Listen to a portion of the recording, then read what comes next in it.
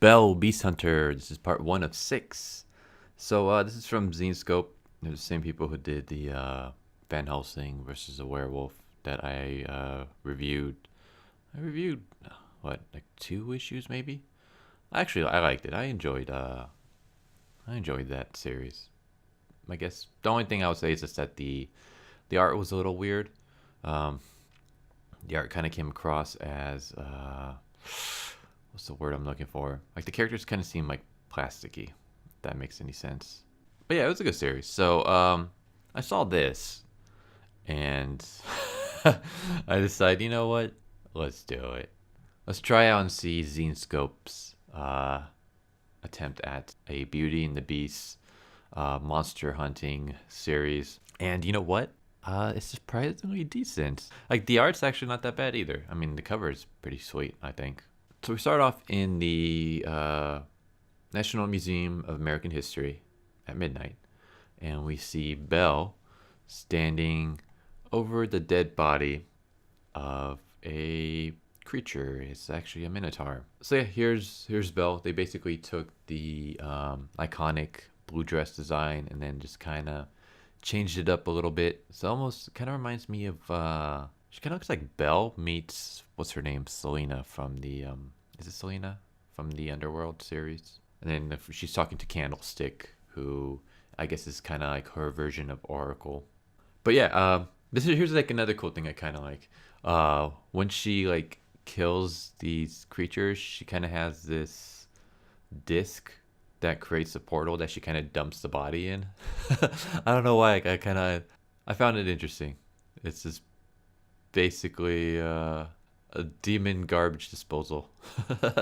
So yeah, she gets rid of the body and then she goes out and she has a pretty sweet motorcycle. I don't know if it's just me. Kind of reminds me a teeny tiny bit of the bike from Akira. Then again, I don't know. Maybe it's just me. I don't want to say it looks like it. It reminded me of it. Yeah, I don't know. Like I'm only a couple pages in, and then I was just like, all right, this is actually pretty sweet. Like we get Belle in a pretty cool costume. She's like sexualized, but not in a fan servicey way. She has some pretty cool gadgets. She's hunting monsters. She has a pretty cool, sweet motorcycle. Like I don't know. It's just this is basically like my taste in comics.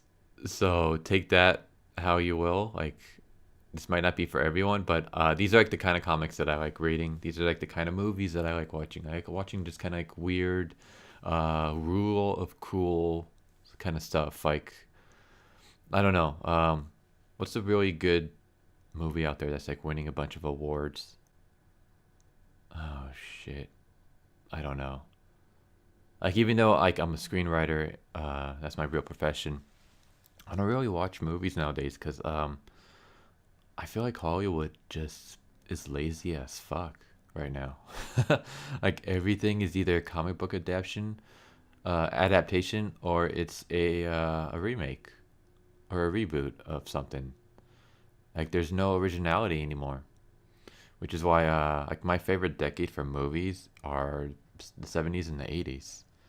Even though that was like before my time, I like going back and watching all those because I feel like back then Hollywood made movies about fucking anything. Like you had like a crazy premise and they'll be like, all right, sure, we'll make that into a movie. Why not? You know, there's got to be some kind of audience out there. Kind of like 90s TV shows.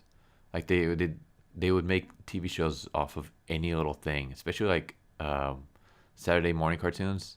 They would do like cartoons based off of like any little toy, even if it's just like a little bit popular during the day. I'm kind of rambling, but yeah, I like people that take chances. I like stories with like weird premises. I mean, basically, I knew nothing about this series other than it's Beauty and the Beast, but she hunts monsters, and I'm like, okay, sold. You know, you got my attention for the first issue. Now let's see if you can keep it going. But yeah, we as she's riding back home, we kind of get like a brief flashback montage of Belle's past, and then we see that she grew up in a good home. Her dad was a soldier. Her mom was a monster hunter.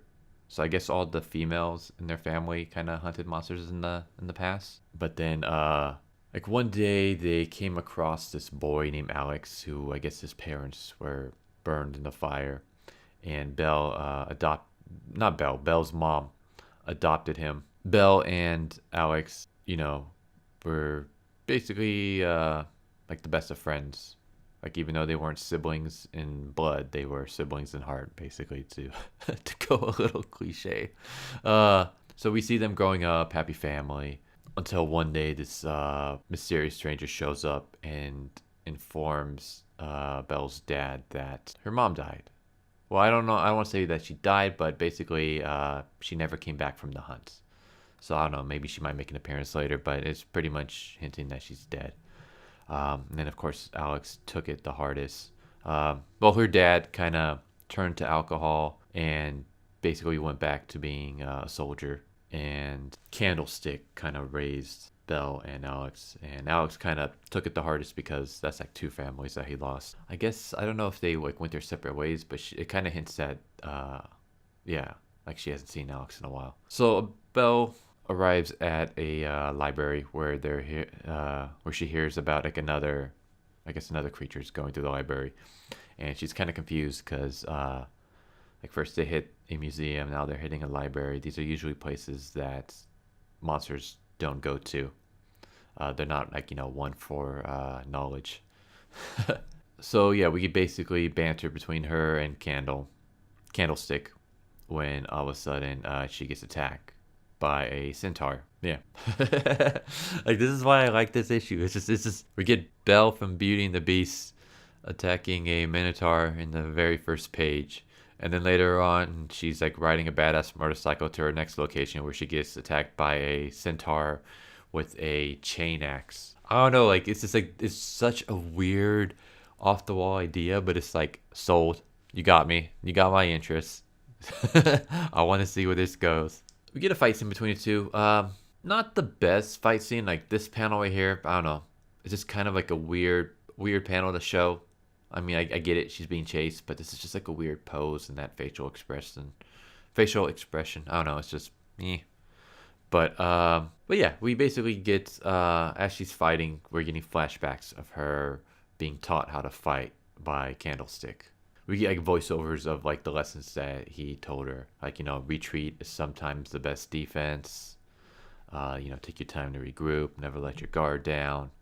And as we get these, we get like shots of all the actions and stuff like that.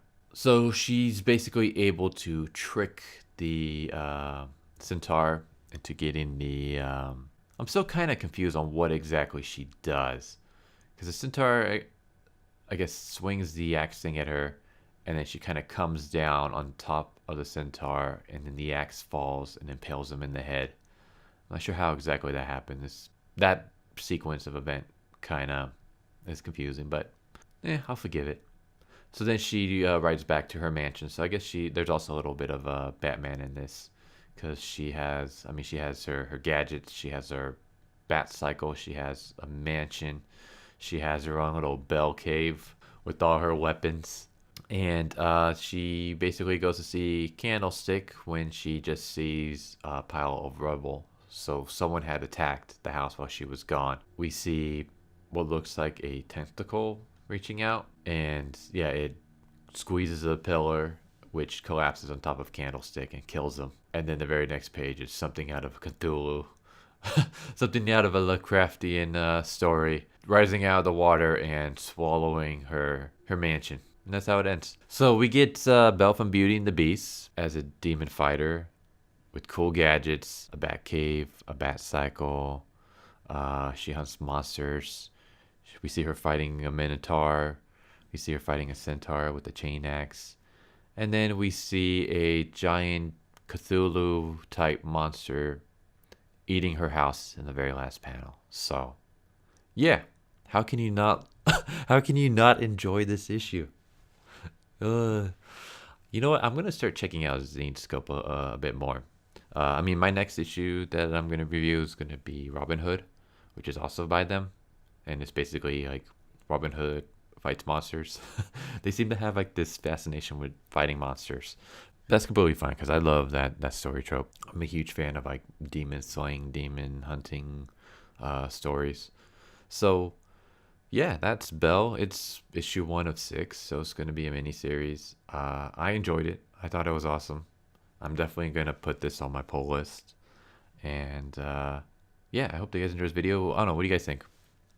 Do you guys want to see me do more reviews like this, where I review like indie comics that probably no one else has really heard of? I don't know. I probably won't get that many reviews on this video, but I do enjoy, like, I don't know, reading obscure series that no one else is doing, and then hopefully maybe getting you guys interested in checking them out and giving them. I mean, my channel isn't big enough to boost sales really, but I don't know, maybe someone will see it, enjoy it. Maybe they will have a bigger channel and they'll do something about it, and then that way, series like these can get more attention. Cause yeah, I mean, you get a cool badass female character without any of the feminist SJW bullshit. She's sexy, but she's not like fan servicey. Artwork is pretty decent, not the best, but then again, it's an indie comic. I'm not really expecting much, but pretty good job. Better than Van Helsing. And interesting story, interesting premise. Yeah, I mean, it seems like a series that's not afraid to kind of go out there and just be creative. I mean, like I said, you have Belle fighting centaurs and minotaurs. You have bat gadgets. You have a bat cave. You have a giant Cthulhu monster eating a house. Like, it's it's really out there, but I enjoyed it. Hope you guys liked this video, and I'll catch you guys next time. Later.